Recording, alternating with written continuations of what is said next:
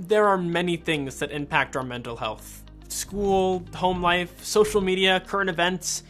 It can be overwhelming at times, and it's completely normal to feel anxious from time to time.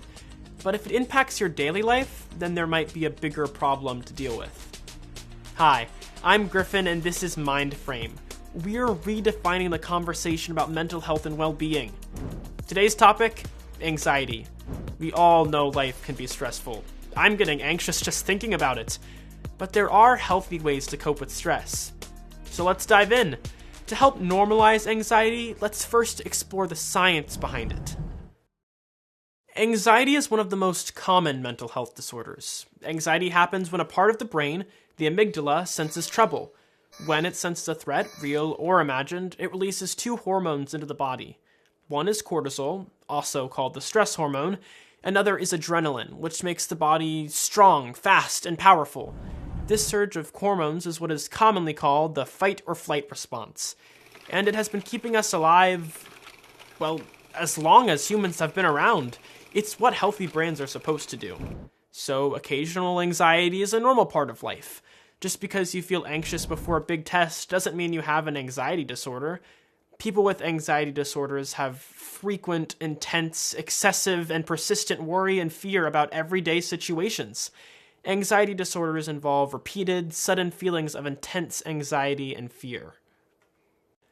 According to the CDC, or the Center for Disease Control, nearly 9.5% of young people have an anxiety disorder. This might not seem like a lot, but that is 5.8 million people. That's more than the entire population of Ohio's major cities combined. So there are plenty of people like us dealing with this sort of thing.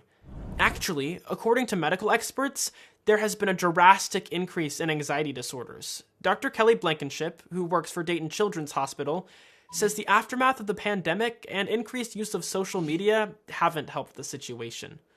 There has been, since COVID, an increase in anxiety for kids. So we're actually seeing in middle schoolers and high schoolers about twice the number of kids with anxiety symptoms than we've seen prior to COVID.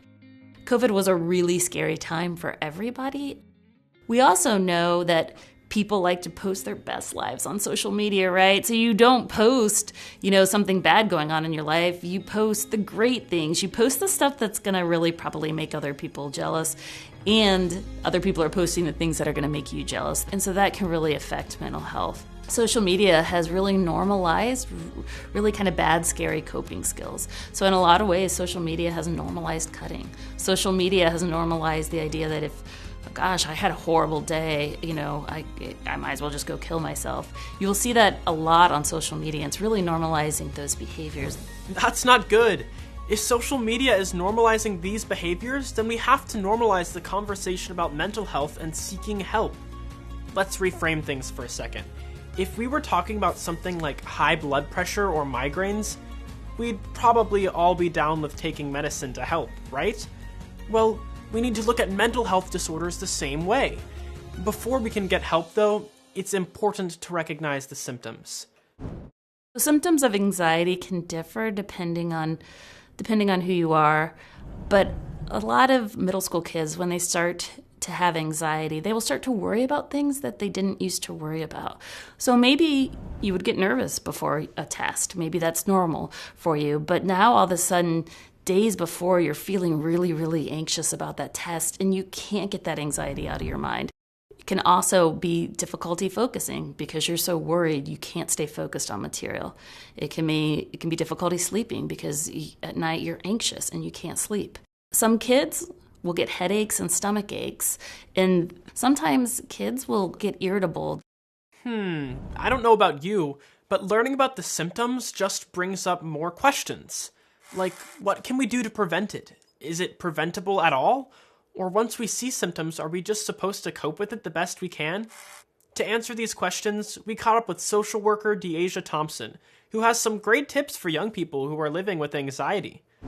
To help students manage stress, time management is a really important factor. So we want to make time for the things that are important to us, whether that's after school activities, our homework, our friends, family, all of that. So trying to find good routines that work for your day-to-day is important. You can also do deep breathing if you are finding yourself getting anxious. You can do journaling activities. You can make sure that you're exercising and make sure that you are taking time to eat right and getting enough rest. Stress is a normal part of life, and we all experience it, and sometimes it pushes us to do our best. So with that, I would say make time for the things that are important, take care of yourself mentally and socially and physically, and then utilize your coping skills when you are feeling overwhelmed and stressed out. We probably hear some of these things all the time. And sometimes it's easier said than done, especially when life can be so busy. But it's important to take care of ourselves. There are plenty of resources available to help if you or someone you know is experiencing anxiety. But I have to say it again, the first step is to talk about it. Every school has trusted adults you can go to for help, and they can point you in the right direction. Who knows, they may even relate to what you're going through. Because guess what? Adults deal with anxiety too. Until next time, be well and let's take care of each other.